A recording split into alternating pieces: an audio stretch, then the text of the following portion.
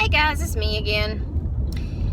So, my last post was about us moms and how it's okay for us to feel however we need to feel. And I'm going to get more into that because it's very important to know that it's alright for us to feel alone and overwhelmed and stressed out and fed up and tired. It's okay for us to feel that way. We do a whole lot more than our husbands may realize. That's what we're going to talk about today. We're going to talk about our husbands, our baby's daddies, our significant other. First of all, let me say, we didn't have these babies alone.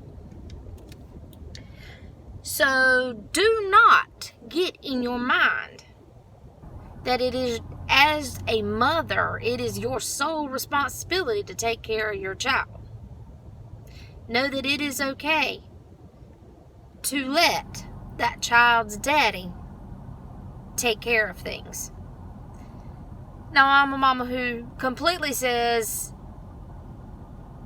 do as I say, not as I do. Because I'm preaching this to you guys. I don't do so good at following it. And I'm trying to be better about that. I'm trying to make my husband understand that you have a turn to deal with diabetes. You have a turn to go to that doctor's office.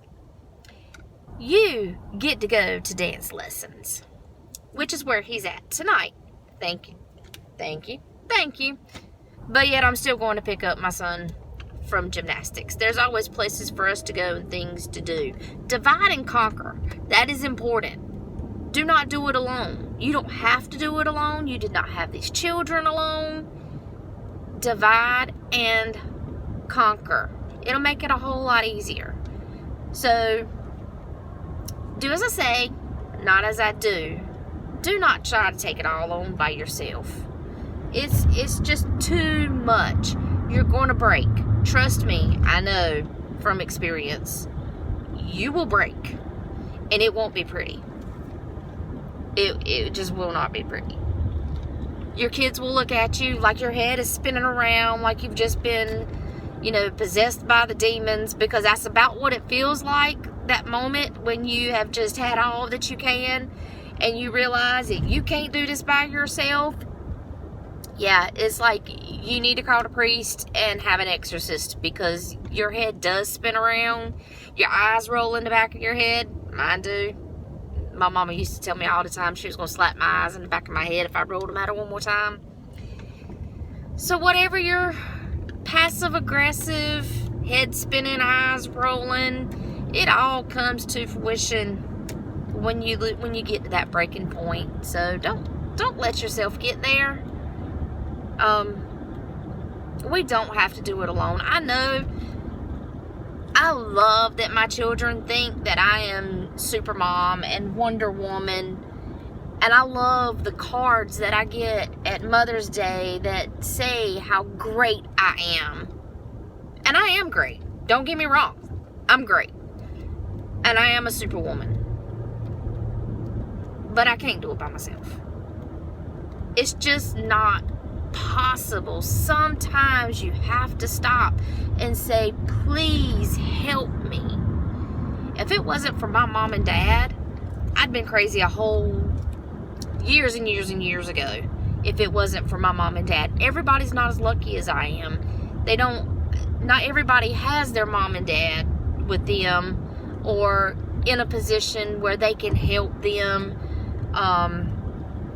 And my dad we live in a small town, so my mom and dad actually live right across the street from me, and now they live right next door to me.